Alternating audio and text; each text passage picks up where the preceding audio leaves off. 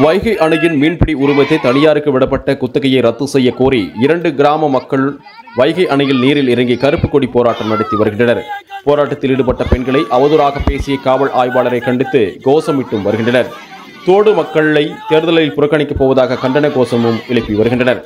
காவல்துறை மற்றும் வருவாய்த்துறையினரின் பேச்சுவார்த்தைக்கு வர மறுத்து வைகை அணையின் ஆழமான பகுதியில் இன்று போராட்டத்தில் ஈடுபட்டு வருகின்றனர்.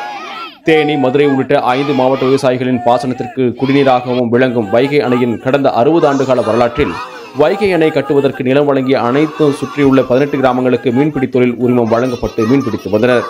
இந்நிலையில் கடந்த ஓராண்டு முன்பாக மீன்பிடி உரிமத்தை ரத்து செய்துவிட்டு வைகை அணையில் மீன்பிடிப்பதற்கு தனியாருக்கு டெண்டர் விடப்பட்டது. இதை எதிர்த்து தொடர்ந்து 18 கிராம மக்களும் பல்வேறு கட்ட போராட்டத்தை நடத்தி வந்த நிலையில் எந்த நடவடிக்கையும் எடுக்காததால் கிராம மக்களின் வாழ்வாதாரம் பாதிக்கப்பட்டுள்ளதால் தற்பொழுது நடைபெற இருக்கும் மக்களவைத் தேர்தலை புறக்கணிக்கப் போவதாகவும் போராட்டத்தில் ஈடுபட்ட பெண்களை அவதூறாக பேசியதை கண்டித்தும் வைகை அணையின் நீரில் இறங்கி போராட்டத்தில் ஈடுபட்டு வருகின்றனர்.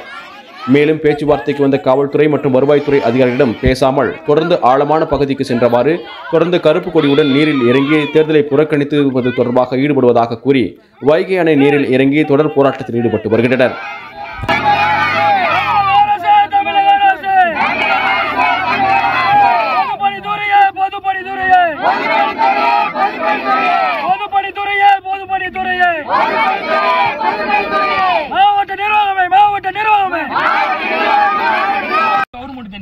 பட்டானால ஒரு 600 ஏக்கர் வந்து எங்க நிலங்கள் உள்ள விட்டுருக்காங்க.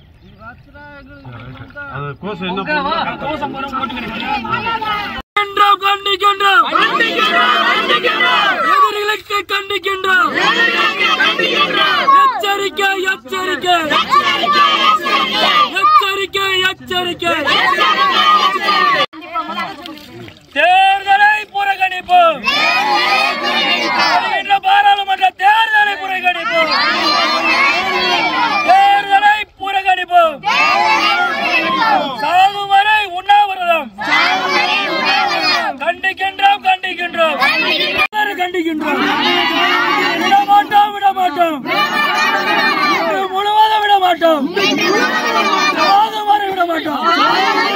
உண்ணாவிரதத்தை தொடர்ந்து கொண்டே இருப்போம். மாவட்ட நிர்வாகமே உடனடியாக தகவல் சொல்லுகின்ற ஆர்ப்பாட்டம்